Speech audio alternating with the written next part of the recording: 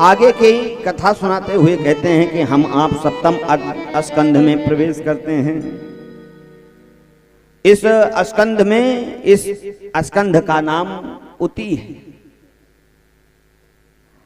इसमें 12 अध्याय हैं और इसी स्कंध में भक्तराज प्रहलाद का चरित्र है।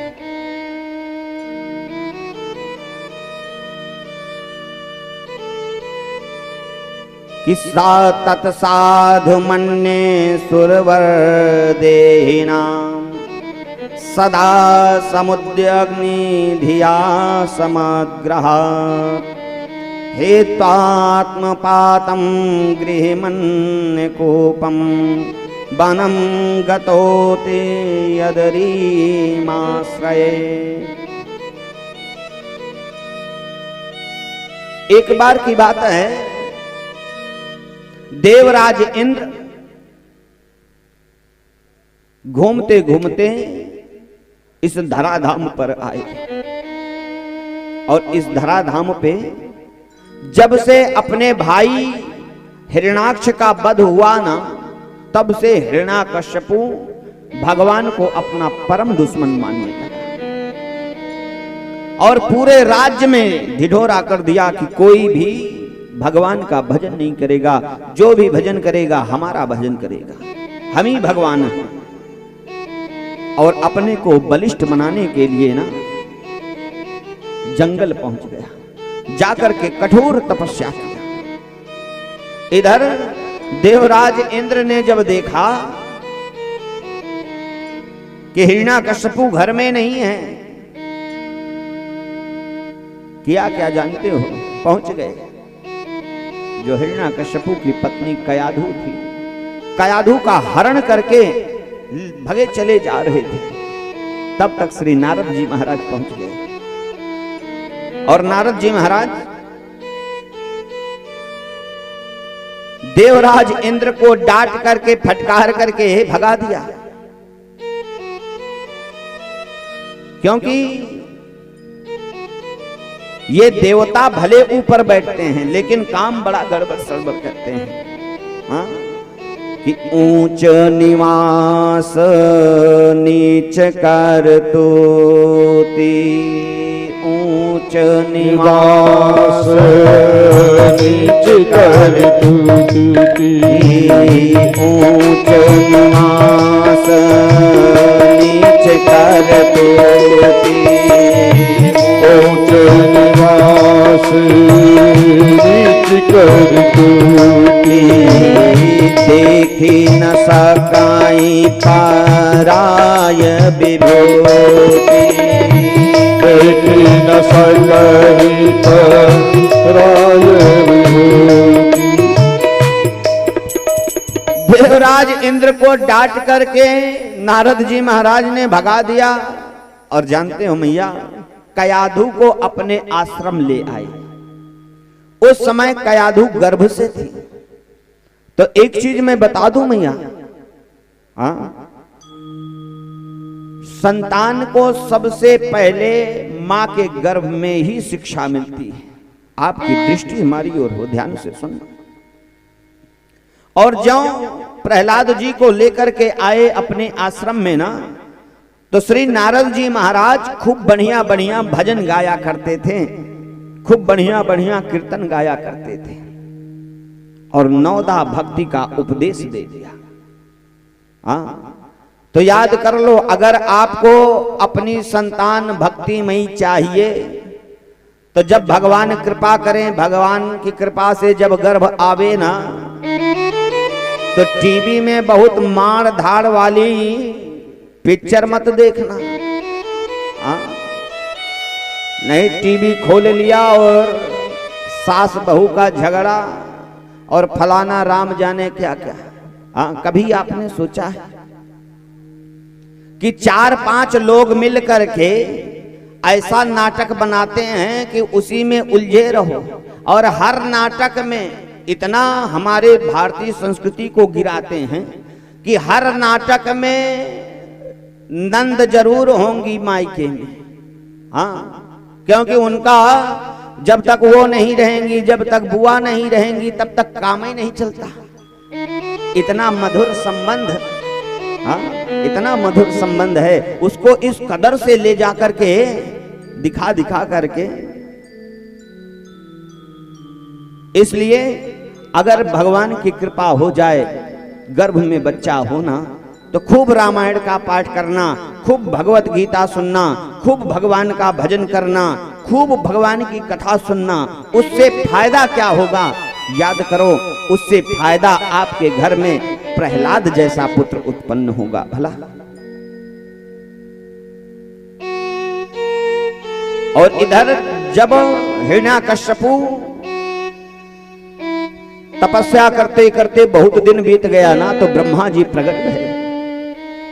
तो ब्रह्मा जी ने कहा वरदान मांग लो। तो हिरण्याकश्यपु ने कहा महाराज आप हमको अमर कर दो। ज्यों इतना कहा तो ब्रह्मा जी ने कहा मैं खुद ही नहीं अमर हूं तो तुमको कहां से कर दूंगा।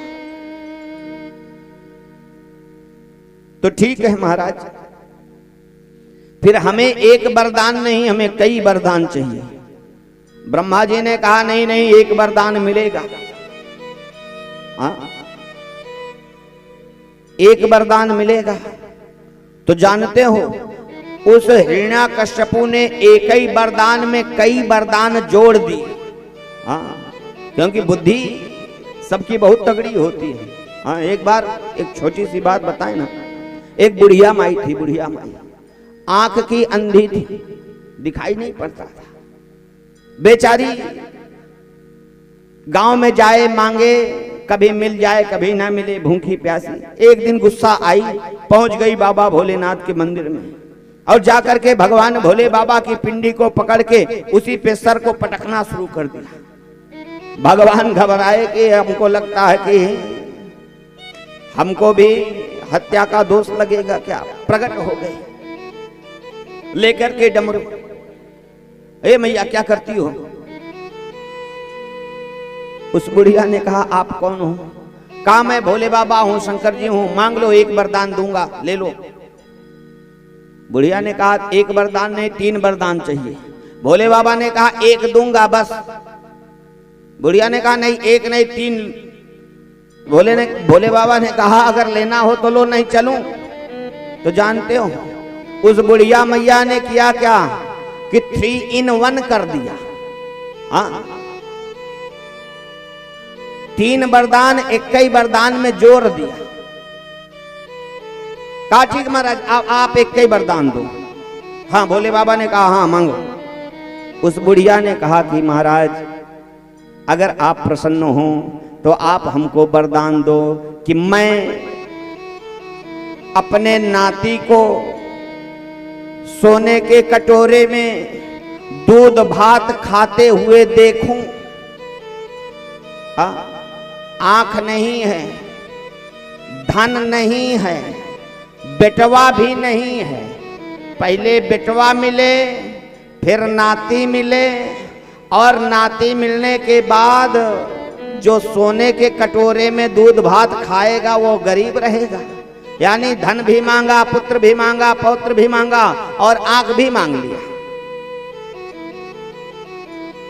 उसी तरीके से हिरण्याकश्यपु ने कहा महाराज एक वरदान नहीं, अगर आप या तो हमको अमर कर दो, और अगर अमर नहीं कर सकते तो ठीक है महाराज,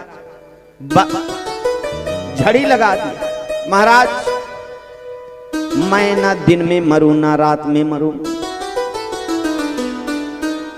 ब्रह्मा के बनाए किसी महीने में ना मरूं, 12 महीने में ना मरूं, आपके बनाए हुए। महाराज आपके बनाए हुए ना मैं अस्त्र से मरूं ना शस्त्र से मरूं।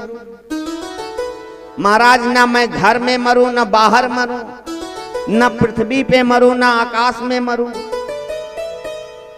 और यही नहीं महाराज, आपके बनाए 84 लाख योनियों में से कोई हमें न मार पावे। और कोई है क्या सृष्टि में? ब्रह्मा जी ने कहा तथास्तु। लेकिन जानते हो जो आया है उसको जाने के लिए भगवान ने पहले रास्ता खोल रखा है।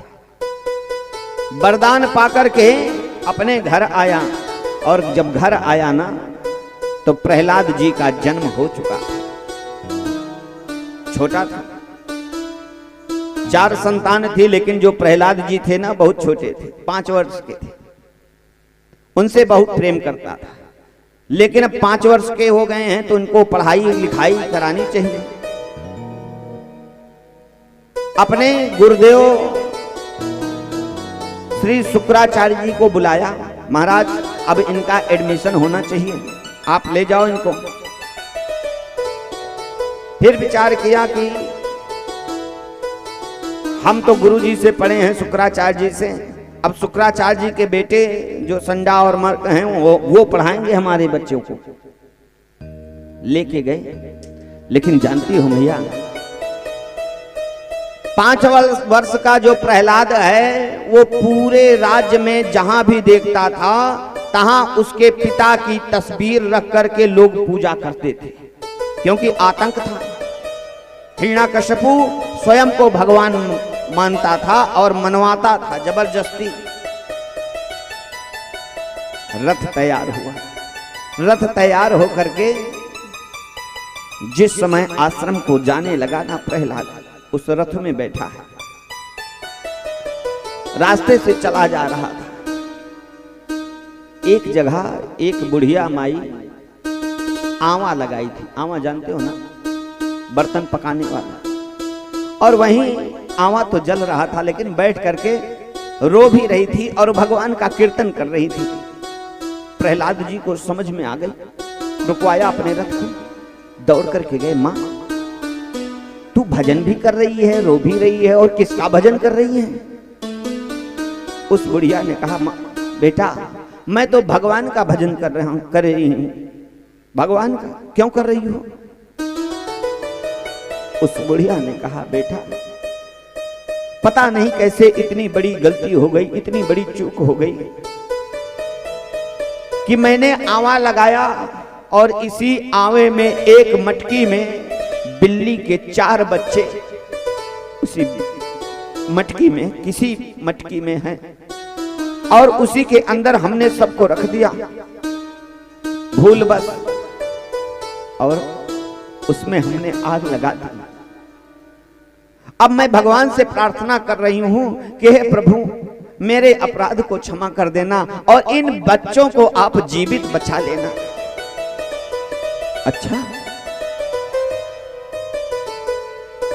तो क्या हमारे पिताजी को आप जप रही हो?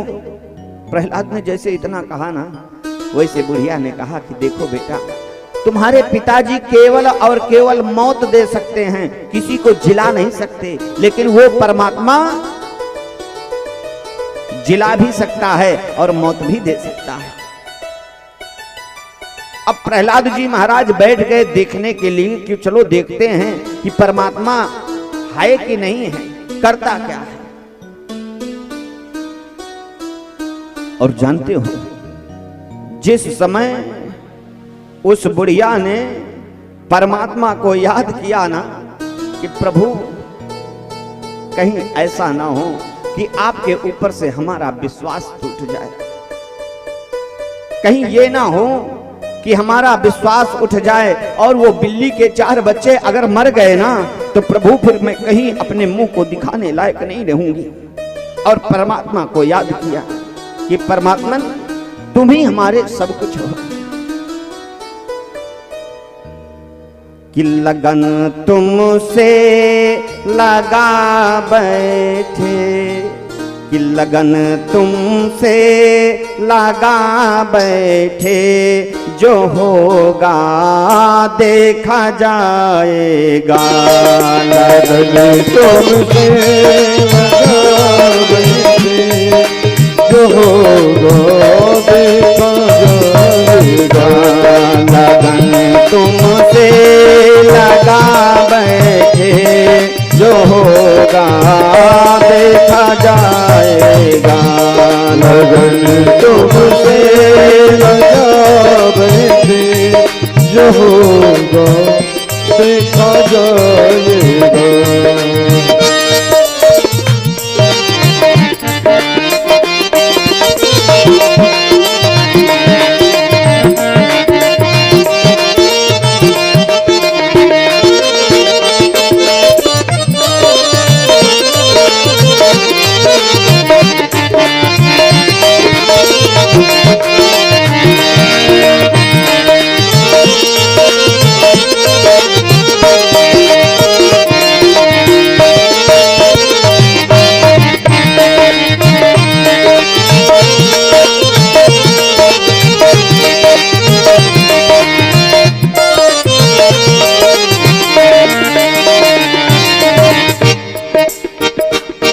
बुढ़िया ने कहा कि प्रभु आज आपके हाथ में हमारी लाज है और कदाचित ये लाज चली गई ना तो हम ना आपको मुंह दिखाएंगे और ना आपकी पूजा करेंगे। क्यों? ताकि कभी दुनिया से डरते थे कि छुप छुप याद करते थे। कभी दुनिया से डरते थे कि छुप छुप याद करते थे। कभी दुनिया से डरते थे कि छुप छुप याद करते थे।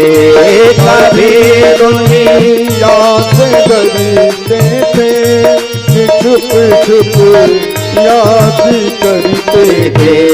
लो अब पर्दा उठा बैठे, लो अब पर्दा उठा बैठे, जो होगा देखा जाएगा। लो अब पर्दा उठा बैठे, जो होगा देखा जाएगा। लगन तुमसे लगा बैठे, जो होगा देखा जाएगा। लगन तुमसे लगा बैठे, जो होगा देखा जाएगा।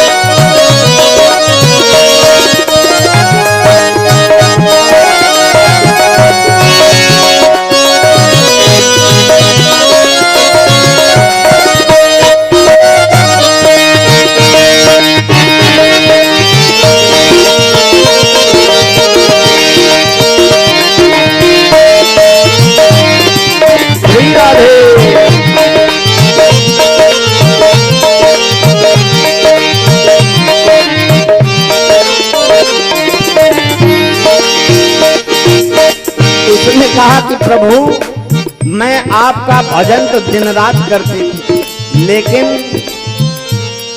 एक मन में डर था। और डर क्या था? कभी ये ख्याल था दुनिया हमें बदनाम कर देगी। कभी ये ख्याल हमको था कि दुनिया बदनाम कर देगी। कभी ये ख्याल था दुनिया हमें बदनाम कर देगी। कभी ये ख्याल हमको था कि दुनिया बदनाम कर देगी। लेकिन अब ये डर नहीं है। क्यों? क्योंकि शर्म अब बेच खा बैठे, शर्म अब बेच खा बैठे, जो होगा देखा जाएगा। शर्म अब बेच खा बैठे, जो होगा देखा जाएगा। लगन तुमसे लगा बैठे, जो होगा देखा जाएगा। लगन तुमसे लगा बैठे, जो होगा देखा जाएगा।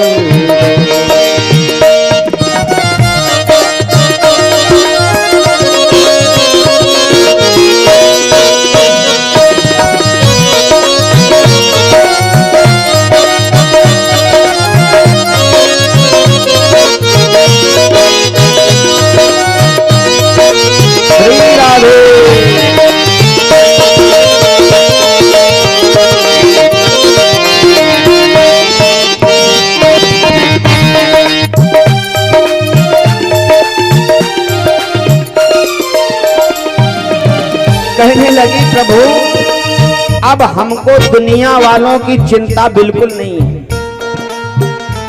क्योंकि ये भी चिंता नहीं है कि ये क्या कहेंगे। हाँ, ये चिंता बिल्कुल नहीं। क्यों कि दीवाने बन गए तेरे तो फिर दुनिया से क्या मतलब। दीवाने बन गए तेरे तो दुनिया से है क्या मतलब। दीवाने बन गए तेरे तो फिर दुनिया से क्या मतलब।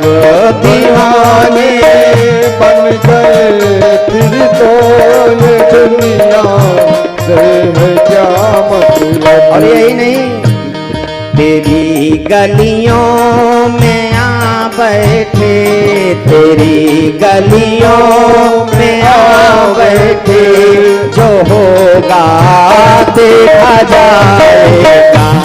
तेरी गलियों में आ बैठे, जो होगा देखा जाएगा। लगन तुमसे लगा बैठे, जो होगा देखा जाएगा। लगन तुमसे लगा बैठे, जो होगा देखा जाएगा।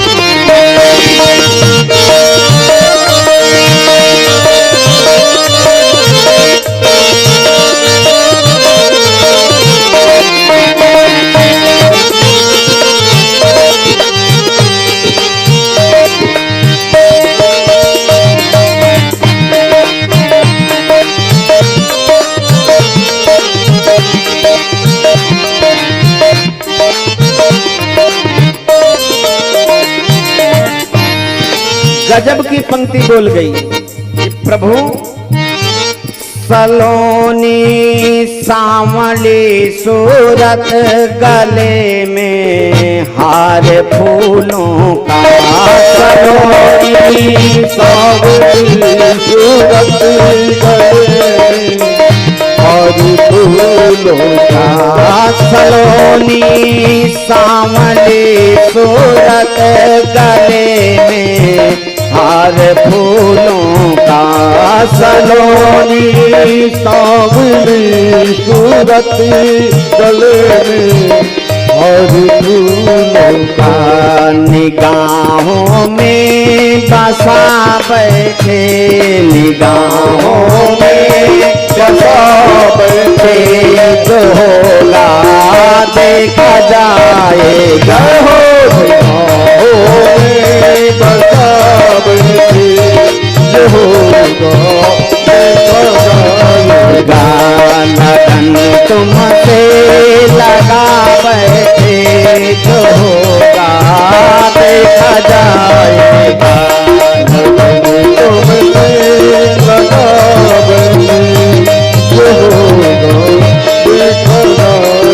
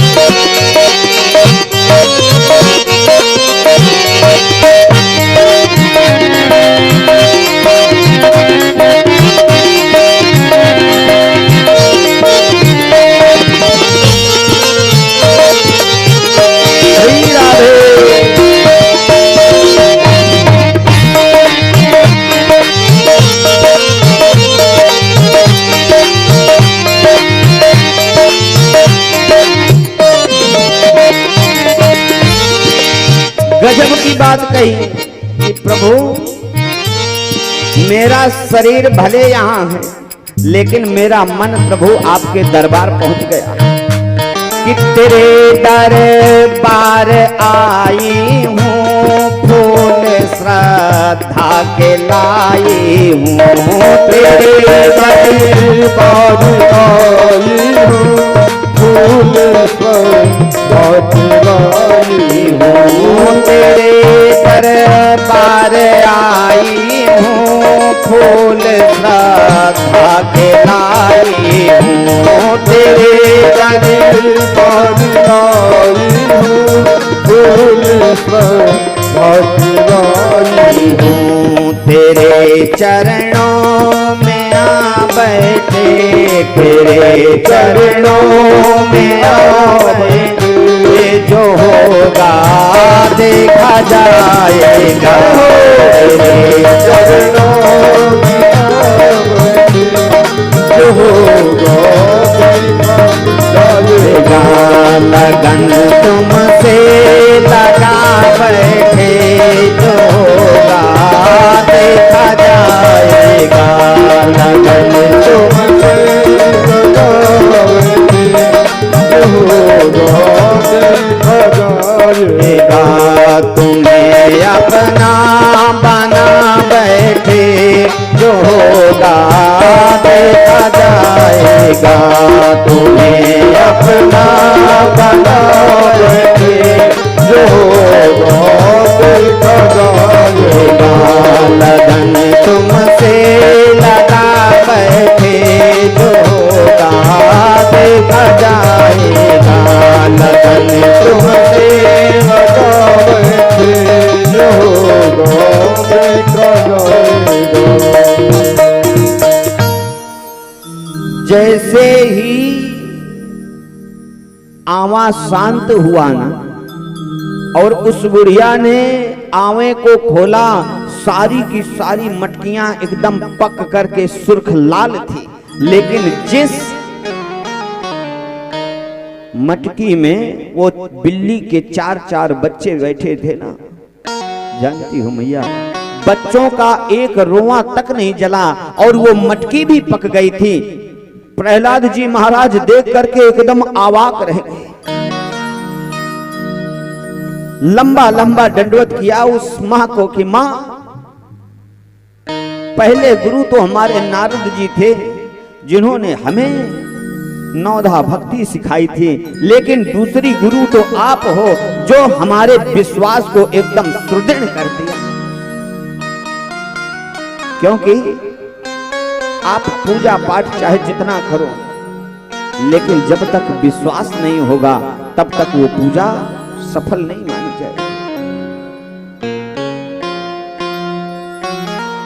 आश्रम पहुंच गए प्रहलाद जी महाराज, पढ़ाई शुरू हो गई। 1-2 साल के बाद जब प्रहलाद जी महाराज वापस घर आए ना, तो हिरण्याकश्यपु बड़े प्रेम से बुलाया, बेटा प्रहलाद इधर आ, तेरे गुरुदेव ने क्या पढ़ाया। और जो इतना कहा ना, तो श्री प्रहलाद जी महाराज कहने लगे कि प्रहलाद कि श्रवणम कीर्तनम विष्णु, स्मरणम पाद सेवनम, अर्चनम वंदनम दास्यम, साख्यात्मनिवेदनम। पूज्य पिताजी, अगर आप ये पूछ रहे हो कि तुम्हारे गुरुजी ने क्या पढ़ाया है, तो मैं बता रहा हूं कि श्रवणम कीर्तनम विष्णु, नौधा भक्ति पढ़ाई है। और जो इतना सुना ना, हिरण्याकश्यपु गुस्से से लाल हो गया। तुरंत आचार्यों को बुलाया, यही पढ़ाया है? हमारे राज्य में पढ़ाई कौन सी चल रही है?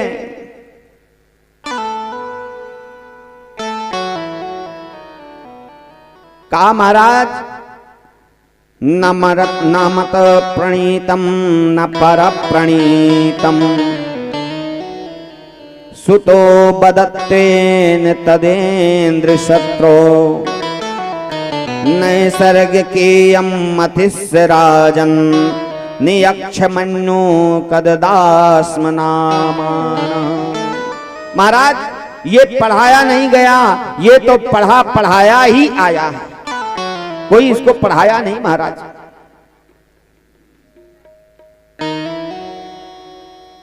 तुरंत आश्रम भेज दिया। और जानती हो मैया, उस 7 साल के प्रहलाद को जब आचार्य लोग लेके गए आश्रम ना, तो इतने डंडे मारे हैं कि प्रहलाद जी महाराज के जो ऊपर की चमड़ी थी ना, पूरी की पूरी चमड़ी मारते मारते लाल कर दिया। लेकिन प्रहलाद जी महाराज को कोई कष्ट नहीं था। जब गुरुजी जो पढ़ावें वो सुना दें, लेकिन जब समय मिले ना तो फिर वही शुरू कर दें भगवान का कीर्तन भजना। और जब आचार्य जी कहीं अपने आश्रम से बाहर जाएं ना, तो जितने बच्चे थे सबको बुला लें और बुला करके बीच में बैठ जाएं और बढ़िया कीर्तन शुरू कर दें कि राम राघव राम राघव राम राघव रक्षमान। राम राघव राम राघव राम राघव रक्षमान। कृष्ण केशव कृष्ण केशव कृष्ण केशव त्राहि माम। कृष्ण केशव कृष्ण केशव कृष्ण केशव रक्षमान। राम राघव राम राघव राम राघव रक्षमान। राम राघव राम राघव राम राघव रक्षमान। जब कीर्तन होने लगे ना, तो जितने राक्षस के बच्चे थे ना, सब नाच नाच करके मगन हो जाएं। और जैसे गुरुजी आवे ना, सब अपनी अपनी कक्षा में भाग जाएं और पकड़े जाएं तो केवल प्रहलाद जी महाराज। कुछ दिन के बाद पुनः हिरण्याकश्यपु ने बुलाया प्रहलाद को, चल आजा। बुलाया और ज्यों बुला करके कहा कि बेटा क्या पढ़े, तो फिर शुरू हो गए कि पिताजी श्रवणम कीर्तनम विष्णु स्मरणम पादुसेवनम। पिताजी हमने तो यही पढ़ा। हिरण्याकश्यपु क्रोध में आ गया, अपने दूतों को बुलाया, सैनिकों को, और कहा कि ले जाओ इसको ऊंचे पहाड़ से ऊपर से नीचे गिरा दो। और जो सैनिक लेके गए ना, तो रास्ते में समझाते जा रहे हैं, बेटा क्या करते हो, अनायास मारे जाओगे। लेकिन प्रहलाद जी महाराज के पास इसका कोई उत्तर नहीं था, बस केवल भजन करते रहते थे बस हमेशा। और ऊंचे पहाड़ों से गिराया गया, लेकिन जब झांक करके प्रहलाद जी ने देखा तो वो 4 भुजाधारी भगवान कन्हैया कह रहा है कि आजा बेटा, खूब बढ़िया से हम आप खेलेंगे। और जैसे सैनिकों ने सोचा कि मैं उठा करके फेंक दूं, प्रहलाद जी महाराज अपने आप ही कूद गए और जाकर के श्री कन्हैया की गोदी में। उधर सैनिक आए नहीं थे, प्रहलाद जी महाराज पहले आकर के खड़े हो गए।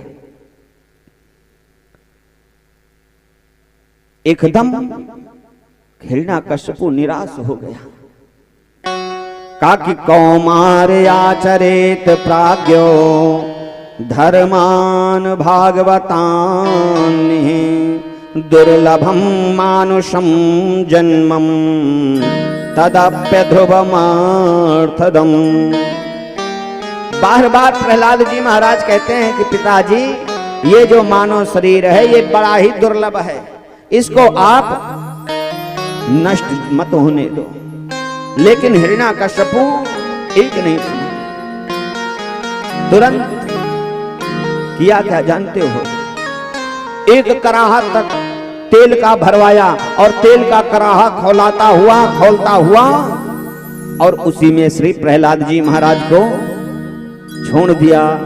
लेकिन जानती हो मैया, ऐसा प्रतीत हो रहा था प्रहलाद जी महाराज को कि अंदर हमारे कृष्ण कन्हैया विराजमान हैं और कह रहे हैं कि आजा, बहुत दिन हो गया हमको आपको पानी में खेले हुए, आओ हम तुम खेलते हैं। और प्रहलाद जी महाराज वहां से भी बच गए, एकदम परेशान। तो जानते हो प्रहलाद की बहन थी और हिरण्याकश्यपु की बहन थी होलिका, जिनको अग्निदेव का वरदान था कि तुमको अग्नि जला नहीं पाएगी। चिंतित भाई को देख करके होलिका कहने लगी, भैया क्यों परेशान हो, एक बार हमको कहो, मैं इसको नष्ट कर दूंगी। चिता लग गई और चिता में होलिका लेकर के प्रहलाद जी महाराज को बैठ गई और ज्यों बैठी ना त्यों सैनिकों ने आग लगाई और ज्यों आग लगाई ना तो हुआ का कि जो अपराध भगत कार कराई, जो अपराध भगत कार कराई, जो अपराध भगत कार कराई, जो अपराध भगत कर कराई, राम रोष पावक सो चराई, राम रोष पावक सो चराई। उधर धू धू करके जब अग्नि प्रचंड हुई ना तो प्रहलाद जी महाराज को तो कुछ नहीं हुआ, लेकिन होलिका चिल्लाने लगी, अरे पूरे देवता झूठे हैं, झूठे हैं, झूठे हैं, भैया मैं जल रही हूँ, भैया मैं जल रही हूँ। और धीरे धीरे करके सैनिकों ने बाल्टी से पानी डालना शुरू किया, लेकिन तब तक बहुत देर हो चुकी थी और होलिका जल करके भस्म हो गई। होलिका ने कहा कि देवता सब झूठे हैं, अग्नि भगवान का वरदान था कि अग्नि हमको छू नहीं पाएगी, लेकिन देवताओं ने ये झूठ बोला।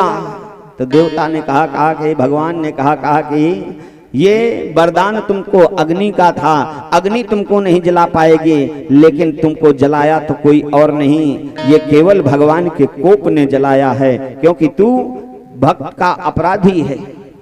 और जितने राक्षस के बच्चे थे ना, सारे के सारे बच्चे जो पानी फेंका गया था तो और दौड़ करके अपने ही हाथों से मां कयाधु के हाथ से भरे विष के प्याले को उठा करके घटाघट पी गए। और मां कयाधु इस दृश्य को देख ना सकी, मूर्छित होकर के गिर पड़ी और जैसे गिरी ना वैसे जब मूर्छा जगी तो कयाधु उस परमात्मा से प्रार्थना करती है कि प्रभु मैं इसलिए प्रार्थना नहीं कर रही कि मेरा पुत्र मर गया है, मैं केवल इसलिए प्रार्थना कर रही हूं कि प्रभु आज पूरे संसार में एक मां कलंकित होने जा रही है। पूरी दुनिया यही कहेगा कि एक मां ने अपनी पति की आदेश का पालन करते करते अपने कलेजे के टुकड़े को हलाहल विष पान करा दिया। मां, प्रभु मैं आपसे प्रार्थना करती हूं कि अगर आप पूरे चराचर जगत के मां को कलंकित नहीं करना चाहते तो आज मेरा पुत्र इस विष को पान करने के बाद मरना नहीं चाहिए, क्योंकि प्रभु मुझे तो पता है कि आप दयालु हो, बिना आपके कृपा के कुछ होता नहीं है। क्योंकि कृपा की न होती जो आदत तुम्हारी, कृपा की न होती जो आदत तुम्हारी, कृपा की न होती जो आदत तुम्हारी, कृपा की न होती जो आदत तुम्हारी, कृपा की न होती जो आदत तुम्हारी, तो सोनी रहती अदालत तुम्हारी, तो सोनी रहती अदालत तुम्हारी, कृपा की न होती जो आदत तुम्हारी, कृपा की न होती जो आदत तुम्हारी।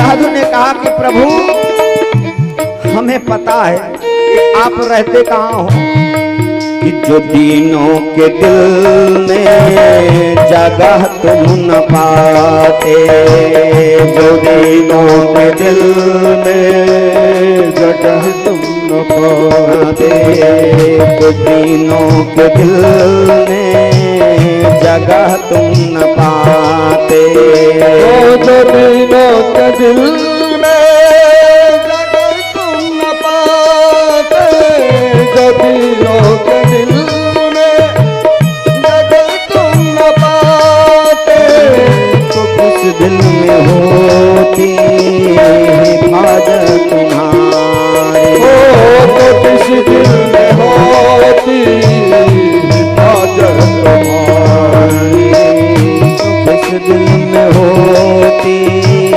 हिफाजत तुम्हारी, तो किस दिल में होती हिफाजत तुम्हारी।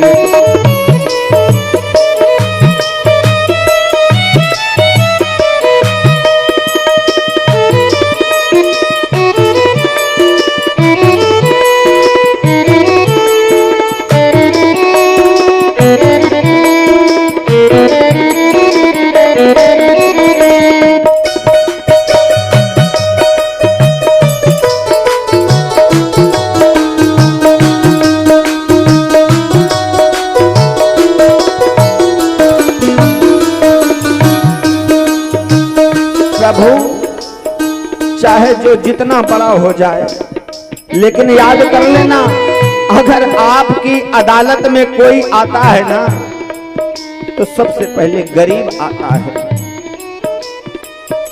कि गरीबों की दुनिया है आबाद तुमसे, गरीबों की दुनिया है आबाद तुमसे, गरीबों की दुनिया है आबाद तुमसे, गरीबों की दुनिया है आबाद तुमसे, गरीबों से है बादशाहत तुम्हारी, गरीबों से है बादशाहत तुम्हारी, तो सोनी ही रहती अदालत तुम्हारी, तो सोनी रहती अदालत तुम्हारी, कृपा की न होती जो आदत तुम्हारी,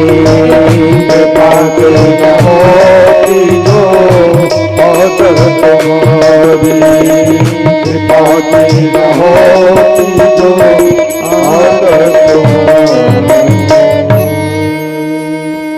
जो मूर्छा जगी ना तो देखती क्या है कि मैया कयाधों ने देखा कि प्रहलाद जी महाराज बैठे हैं उनकी गोदी में, और अपने पुत्र को देख करके भगवान के ऊपर इतना विश्वास हो गया कि मत पूछो। जब दूतों ने जाकर के बताया कि महाराज हलाहल विष पीने के बाद भी प्रहलाद जी महाराज को कुछ नहीं हुआ, तो आज स्वयं हिरण्याकश्यपु आता है और प्रहलाद के हाथों को पकड़ करके अपने दरबार में ला करके खड़ा कर दिया। बता तेरा भगवान कहां रहता है? प्रहलाद जी मुस्कुराने लगे, पिताजी जो बात हमको आपसे पूछनी चाहिए वो बात आप हमसे पूछ रहे हो कि भगवान कहां रहता है। अरे पिताजी भगवान कहां नहीं रहता है पहले ये बताओ।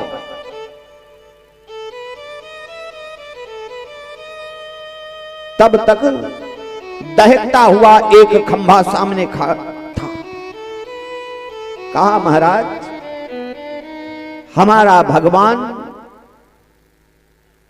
खंभे में भी रहता है, जर्रे जर्रे में रहता है। हिरण्याकश्यपु ने कहा इस खंभे में रहता है? हां महाराज इस खंभे में रहता है, दहकता हुआ खंभा।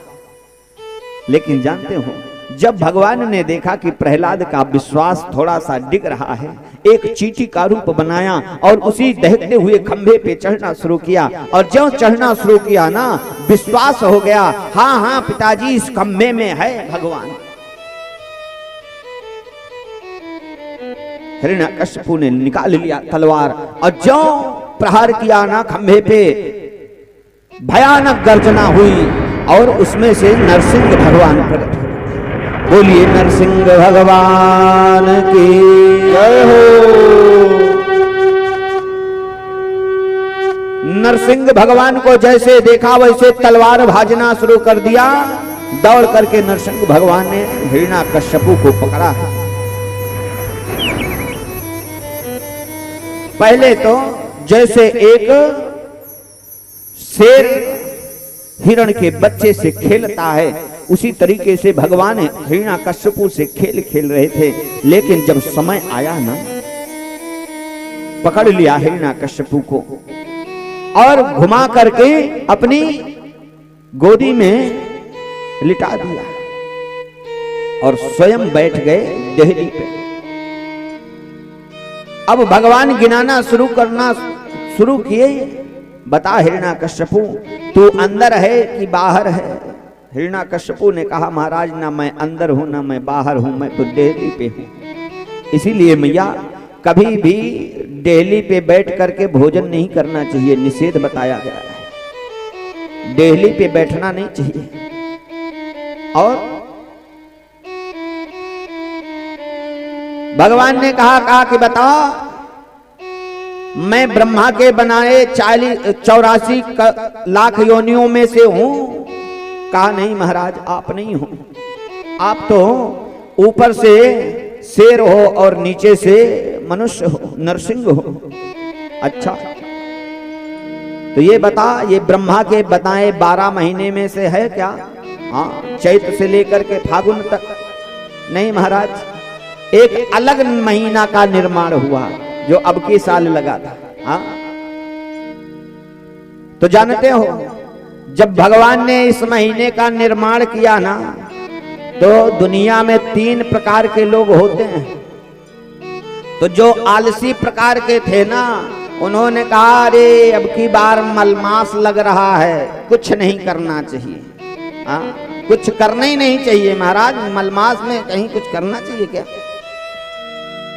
ये आलसी वाले। लेकिन जो सेठ साहूकार थे ना उन्होंने कहा नहीं नहीं ये जो लग रहा है उसका नाम अधिक मास रख दिया, ये 12 महीने से 1 महीना और काम करने को मिलेगा हमको। और जो भक्त जन थे ना सुधी जन उन्होंने इस महीने का नाम पुरुषोत्तम मास रख दिया। कि इससे बड़ा, इससे बढ़िया महीना, इससे उत्तम महीना कोई नहीं है। हिरण्यकश्यपु ने कहा, महाराज ये तो आपका बनाया हुआ महीना है, ये ब्रह्मा के बनाए महीनों में से 12 महीनों में से नहीं है, ये भगवान ने प्रकट किया है। तुरंत निकाला अपना बघनखा। क्यों? ये अस्त्र है कि शस्त्र? महाराज ना ये अस्त्र है ना शस्त्र है, ये तो आपका नख है। और तुरंत हिरण्यकश्यपु के छाती को विदीर्ण कर दिया। इतने गुस्से में थे कि आंत को निकाल करके अपने पूरे गले में लपेट लिया। और श्री प्रहलाद जी महाराज हाथ जोड़ करके केवल खड़े हैं बस। प्रहलाद जी को कुछ समझ नहीं आ रहा था। इधर देवता भागे, भगवान का जो रूप था ना, उस रूप को देख करके भगवान सोचने लगे कि बाप रे बाप, इतना भयानक रूप। कहा कि भोले बाबा को बुलाओ, क्योंकि भोले बाबा संभाल लेंगे।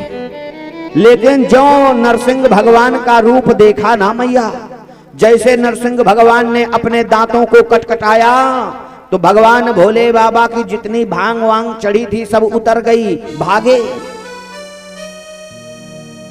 किसी ने कहा कि देखो, पति देवता चाहे जितने गुस्से में हों, अगर उनकी पत्नी सामने आकर के खड़ी हो जाती है ना, तो सारा टेम्पर डाउन हो जाता है। हाँ,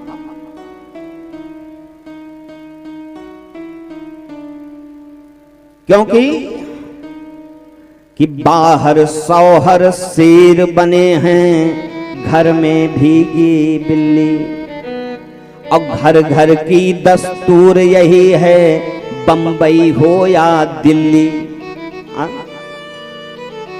लक्ष्मी मैया जी को तैयार करके लक्ष्मी मैया बढ़िया आरती की थाल सजाई, और थाल सजा करके बढ़िया हीरे जवाहरात रख करके 7 दीपकों वाली आरती लेकर के आई कि प्रेम के साथ अपने पति देवता की आरती करके मना लूंगी। और जैसे आरती की थाली लेकर के आई, भगवान नरसिंह ने जो अपने दांत को कटकटाया ना, धाड़ मारी, वैसे लक्ष्मी मैया बेहोश होकर के गिर गई। नारद जी महाराज खड़े थे। अब भगवान को शांत कौन करावे? तो जानती हो मैया, वो जो 7 साल के प्रहलाद जी थे ना, उन्हीं को आगे कर दिया। बेटा ये तेरे भगवान हैं, तू ही कुछ कर। प्रहलाद जी महाराज आगे बढ़े हैं और बढ़ करके हाथ जोड़ करके कहते हैं कि ब्रह्मा दया सुरगणा मुनयोथ सिद्धा, सत्तैकतान मतयो वचसां प्रभावैः, किन्नराधितुं पुरगुणैरधुनापि पिप्रुः, किं तोष्टमर्हति समे हरिरोग्य जाते। हे परमात्मा, न मैं आपका भजन करना जानता हूं, न आपका कीर्तन करना जानता हूं। बड़े बड़े ऋषि महात्मा आपका भजन, आपको पाने के लिए जंगल में जाकर के बड़ी बड़ी जटाओं को रख करके आपके पाने के इंतजार में अपने शरीर का त्याग करके चले गए। महाराज हमारे अंदर सामर्थ्य नहीं है। लेकिन जानते हो, कहा कि मन्ने धना भी जन रूप तपाश्रुतो, तेजा प्रभाबल पौरुष बुद्धि योगा। महाराज ना हमारे पास उतना योग है, ना उतना बल है। मैं आपके कृपा तले पल रहा हूं। और ज्यों इतना कहा ना, तो भगवान ने उठा करके गोदी में बैठा लिया प्रहलाद को। और नरसिंह है, जैसे एक शेर अपने छोटे से बच्चे को चाट चाट करके भगवान आज प्रहलाद जी को चाट रहे हैं अपने जीभ से। और जीभ से चाटते कहते हैं कि बेटा, कि बोले प्रभु प्यारे प्रिय कोमल तिहारे अंग, असुर ने मारे मम नाम एक गाने में, कि गिरते गिराए पुनि जल में डुबाए हाये, अग्नि में जलाए कमी राखी ना सताने में। हमें पता है, लेकिन मंजुल मुखार बिंदु चूम चूम बोले प्रभु, कि करुणा स्वरूप बने करुणा दिखाने में। यही नहीं, भगवान ने कहा बेटा कि हृदय ते लगाए और लपटाए कहें बार बार, कि हृदय ते लगाए और लपटाए कहें बार बार, कि क्षमा करो वत्स मुझे देर भई आने में। बेटा मुझे क्षमा कर दे, क्योंकि हमारे कारण तुझे बहुत कष्ट झेलना पड़ा। और भगवान प्रहलाद को लेकर के सबसे पहले सिंहासन पे जाकर के बैठ गए। किसी ने प्रश्न किया कि भगवान क्यों सिंहासन पर बैठे? तो भगवान ने कहा कि जब कोई पापी सिंहासन पे बैठता है तो वो सिंहासन मानो अशुद्ध हो जाता है, इसलिए पहले मैं इस सिंहासन को पवित्र कर दूं, उसके बाद हमारा ये भक्त बैठेगा। उसके बाद भगवान ने प्रहलाद जी को उस सिंहासन पर बिठाया है और बिठा करके स्वयं अपने हाथों से राजमुकुट पहना करके भगवान अंतर्ध्यान भये हैं। श्री परीक्षित जी महाराज से